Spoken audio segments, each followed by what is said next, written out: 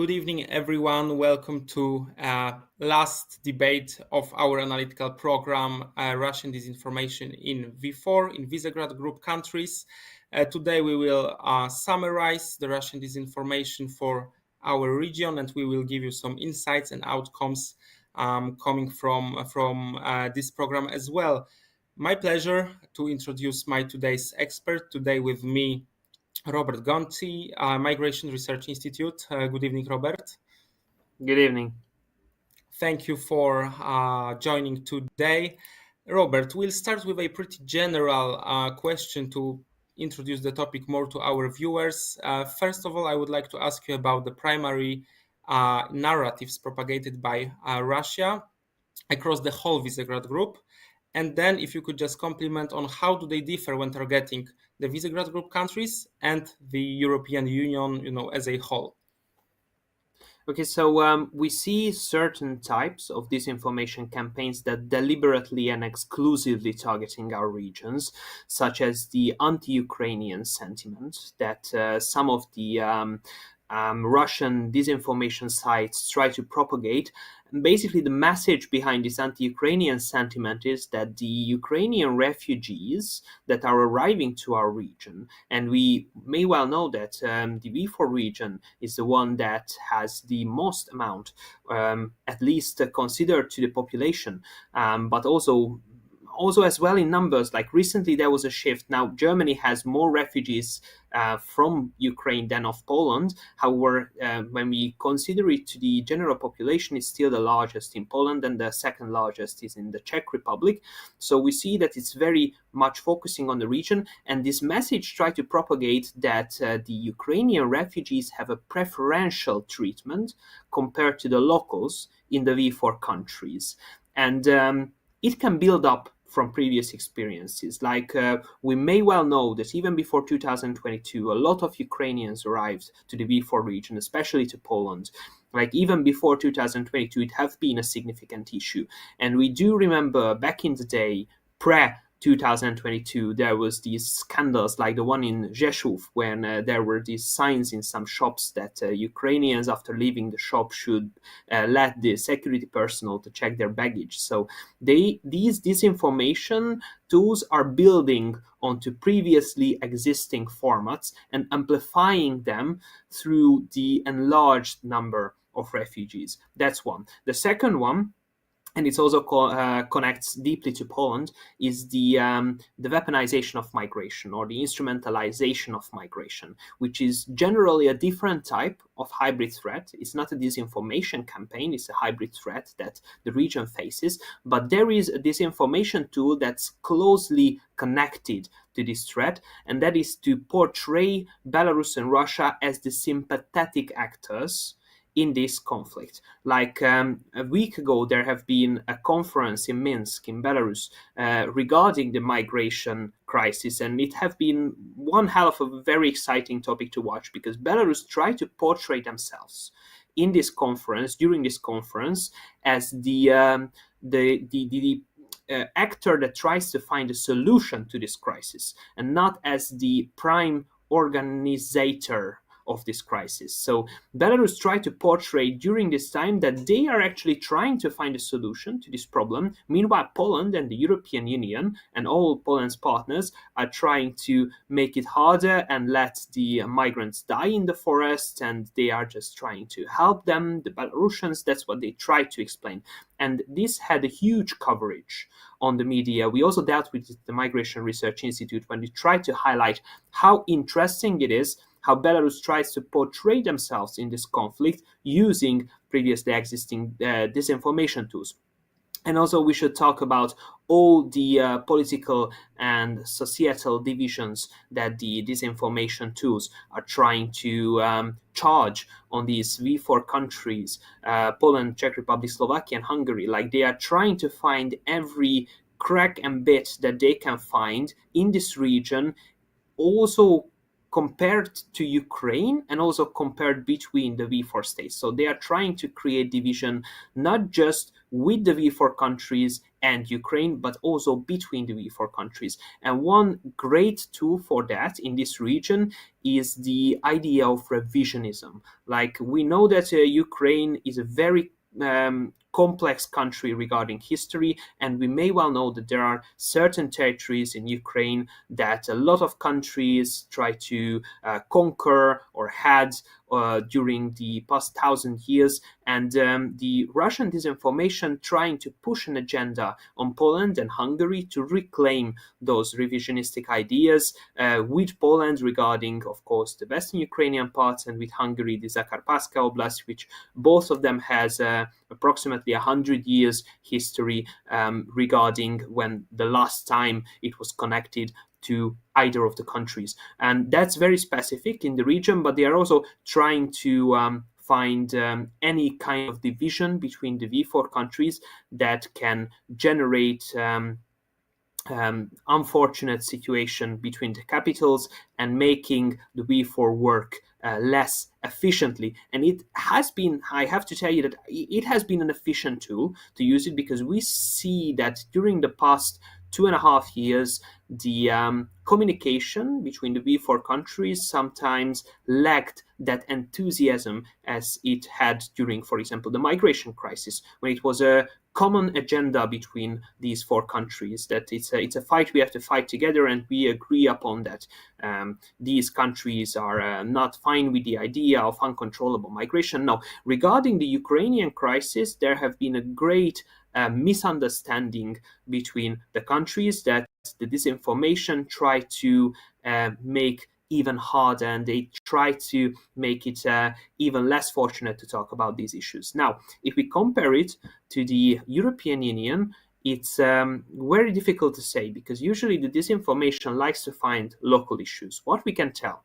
about the European Union, and also regarding the NATO, is that the disinformation tools try to focus on how it can manipulate the local people idea regarding the European Union and NATO. Now, regarding the European Union, they usually try to portray the European cooperation as some sort of a modern day oppressor of different regions, like a tool where they like to suck out all the money from these countries, and they do not have a complex agenda. They have only bureaucracy and very complex issues. Meanwhile, they lack common foreign policy and common internal policy, and it just generates chaos in these regions. Now, of course, this is not true. The European Union does indeed have problems regarding bureaucracy, and sometimes, due to its democratic nature, it has certain disagreements between states, but it is not a modern day oppressor, not as Russia would like to portray it.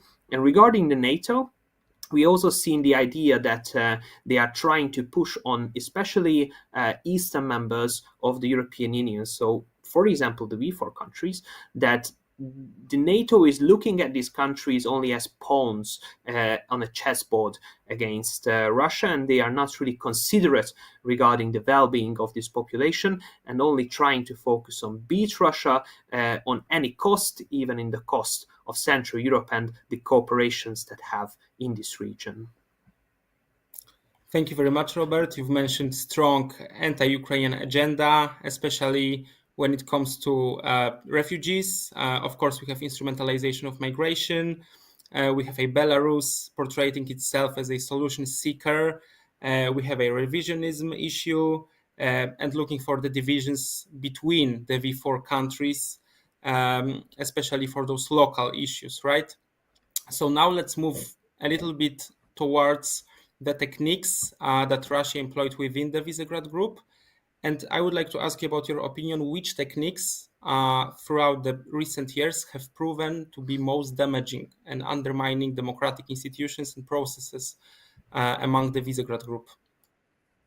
Now, what I have found the most successful tool is not necessarily a disinformation tool. Like I told you previously, that some hybrid tools that Russia is using can also generate disinformational waves, like the instrumentalization of migration. Like, it's a complex tool. It's at the same time is focusing on how to weaken the country's protection, like the feeling of safety of the population. Meanwhile, at the same time, can contribute a lot of different disinformation messages that can be spread across not just the country affected, but the entire region.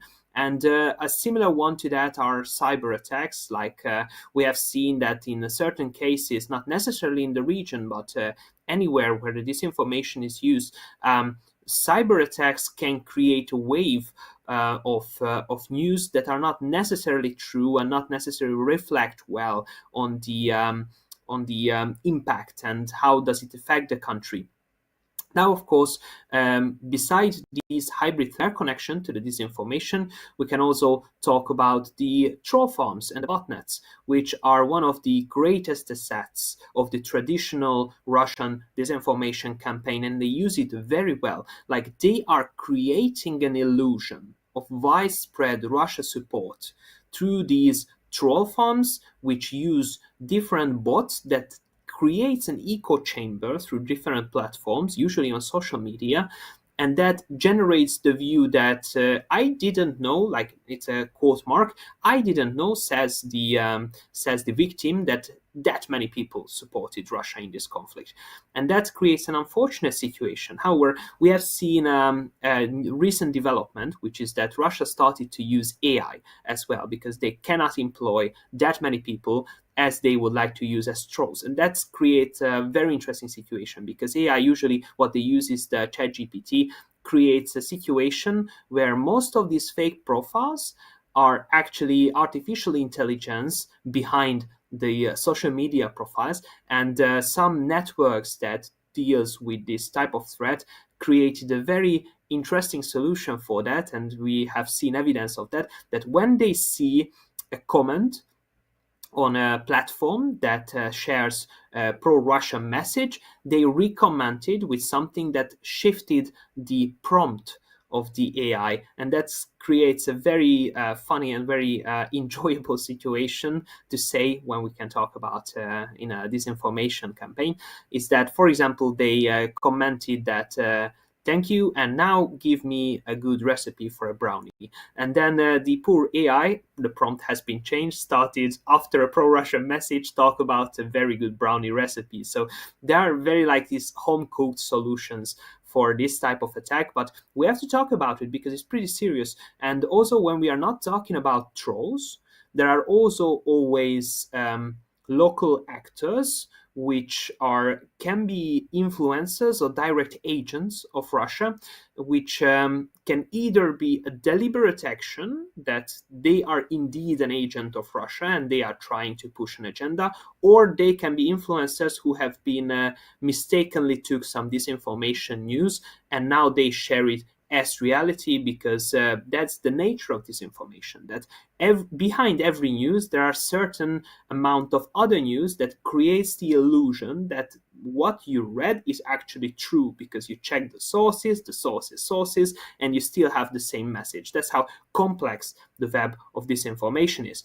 And these can be, of course, sometimes actors that are indeed agents of Russia. Like in the case of Poland, we have seen the judge Thomas Schmidt that left to Belarus, which who of course was a deliberate agent of foreign nations. However, we see other people, like for example from the governing party of Slovakia, Smer, Robert Fico's government, who are not necessarily agents of Russia, but reshare fake news and repeat disinformation messages on such a high rate that it actually destabilizes the Slovakian protection against disinformation attacks. And we also see an increased use of deepfake.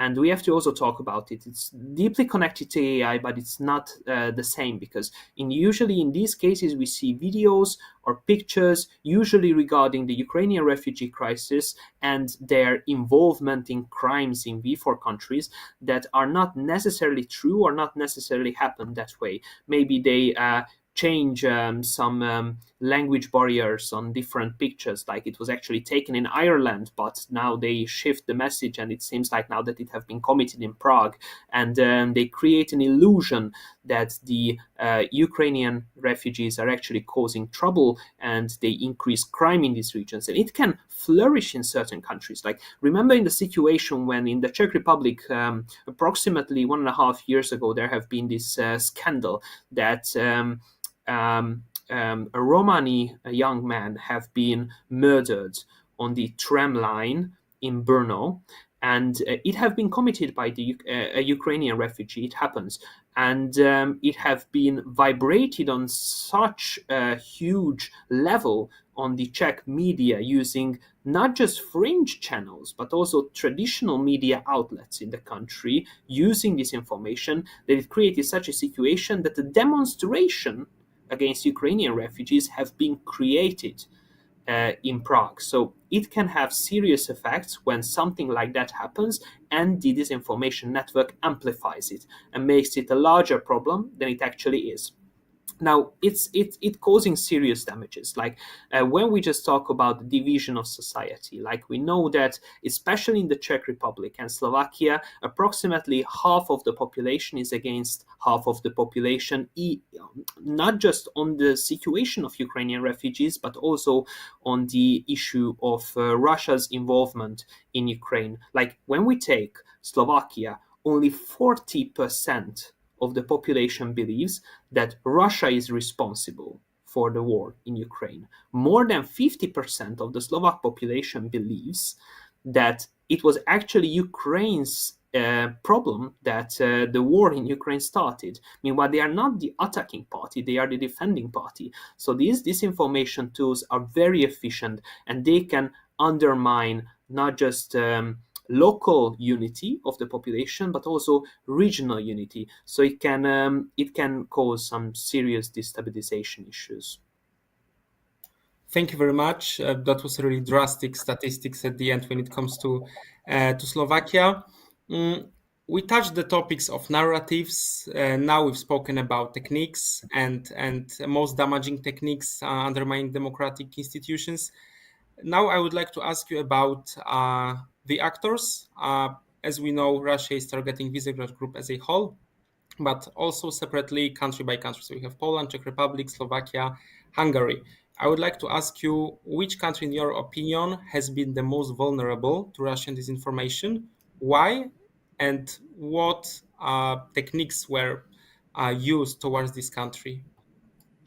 Okay, so it's no surprise, in the face of the previously mentioned fact that the most vulnerable country in the region seems to be Slovakia. But it's a very complex issue, and and all of the countries are very vulnerable to disinformation. There is no right way to protect the society and the population against disinformation. It's a completely new tool that has been um, leveling up on such a rate that we just simply cannot follow on the right pace. Like meanwhile technology is getting better and better, more issues are generated by these disinformation tool users. So but however, Slovakia is the most vulnerable, and it has political, historical and societal background. So one of the main issue is that traditionally the Slovak population is very pro-Russian, and the reason for that is that in gaining independence and in rebuilding the Slovak national identity, Russia was a long-standing cultural and geopolitical ally. And that's why Russia is viewed as not an adversary, but as a partner, usually in Slovakia. Of course, now that Slovakia joined the EU and the club of Western democracies, it shifted a lot, but still the population regaining their consciousness about Russia on a very very slow path, and also recent political shifts in the country helped the situation to evolve and to make Slovakia even more vulnerable to disinformation. Like what I mentioned previously, the previous election in Slovakia resulted a situation where parties that are not necessarily pro-Russian, so I'm not saying that anybody is pro-Russian, but who are more vulnerable to Russian fake news and Russian disinformation, not just won the governing seat, but a lot of opposition parties are similar. So we see a spectrum from the left to the right with several different parties that like to echo the Kremlin's propaganda, usually due to the lack of rightful information.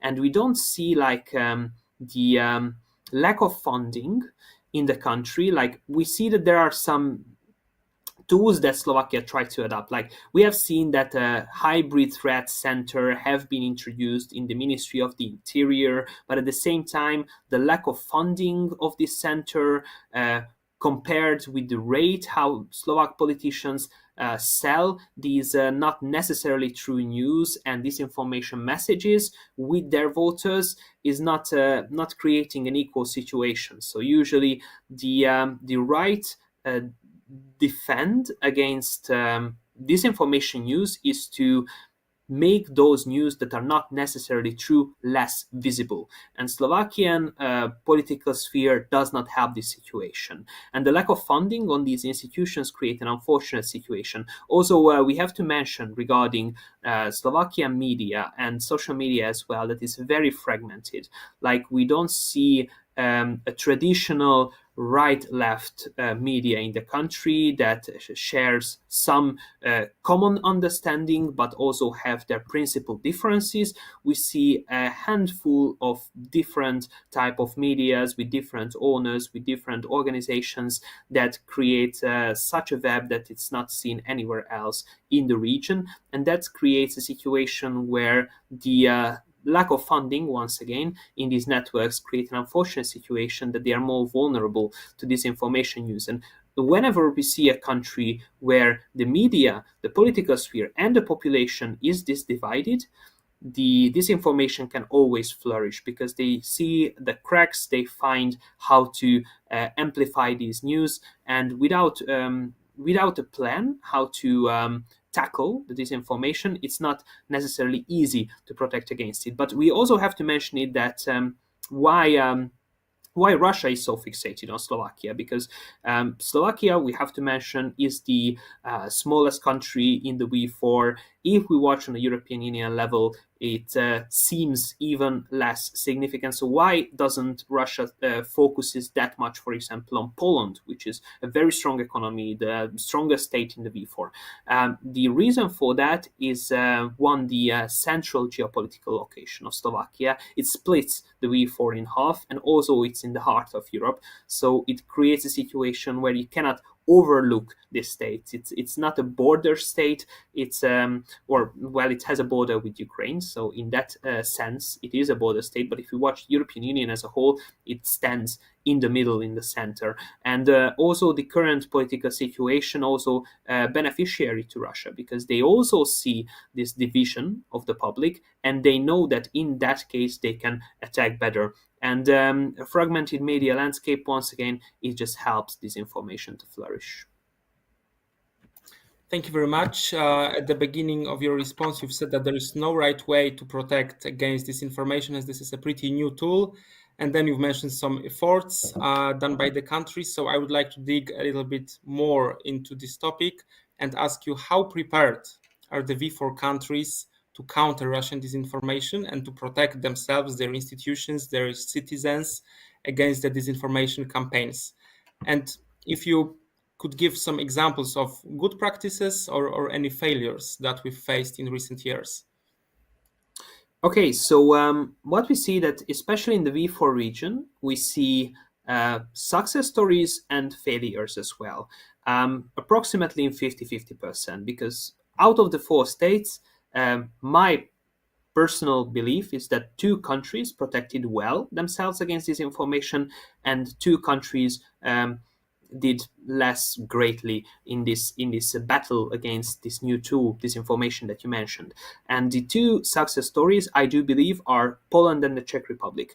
Like the way how Warsaw and Prague try to help the population to protect themselves against disinformation is something that we should really talk about, and especially in Poland. Poland is not just the leader in the fight against disinformation in the region, but also on the European Union level. It was very efficient and very technocratic how the Polish government during this last 2.5 years tried to protect themselves against disinformation with instantly right after the attack blocking pro-Russian media sites, with the expanded cyber defense capabilities, with independent fact checking and media literacy programs. So it's a movement that we should really talk about. But also, the Czech Republic had some very interesting and very good efforts. Like there was this civil society organization, the Czech Elves, or it still is. It's just less active these days, where they deliberately attacked from not a government level but from civil society level the pro-Russian websites, and they used ethical hacker attacks against it to make it non-functioning. But also on a state level, the Czech Republic also very quickly blocked pro-Russian media sites, and there was very high-level officials that constantly talked about the issue of disinformation, like the head of the cybersecurity, the director of the Czech Security Information Service, very regularly went to the television and talked about disinformation and how it is a threat to the local population. So we see that these efforts are really helping, but we should also mention here the European Union's help. Like we cannot overlook the help that the European Union gave to the V4 countries with the E-Stratcom task force or the EU versus disinformation campaign. These are tools that have been used well by some, and we see effects of that in the region as well. Now, when we talk about failures, like previously I talked about Slovakia, but the situation in Hungary is very similar. The problem is not the same, not like in Slovakia. In Hungary, the problem is that the Hungarian media is divided by two as a result of the reigning of the current government party. We see media sites that are very critical towards the government and media sites that are less critical towards the government. And regarding the, let's say, pro-government media channels, we usually see a connection that most of these news agencies share very good relationships with each other, and they pass along news between each other. Like one news appears on one of these pro-government media sites, and in the next half an hour or an hour, most of these media sites take this news as well and share it as their own. Now, this can be problematic when we talk about Russian disinformation, because it is enough that one fake news approaches one of these pro-government websites, and in the next 2 hours it's spread across the country on Hungary level media sites right to local media sites, and then it's very hard to trace back, because it's not the same when you have fake news on one website or 11, 12 media websites. So it's a very, very difficult way to train about that, and that's what the situation of Hungary mostly is a problem. Once again, there is a different situation in Hungary than of Slovakia, because, as I mentioned, that Slovakia lacks the funding in this information campaign. Previously, I mentioned, but in Hungary there is actually a lack of will to build up efficient machines against disinformation. Like we see from Slovakian side that they try to introduce centers that are dealing with the disinformation, but in Hungary there is no real effort from the government to build up structures that can protect the population from disinformation. Rather, Hungary tries to rely on European Union mechanisms. And it's great, and every country should use the anti-disinformation campaigns that the European Union tries to share, but at the same time, it should always be a combination of local and regional efforts. And that is what's missing in Hungary.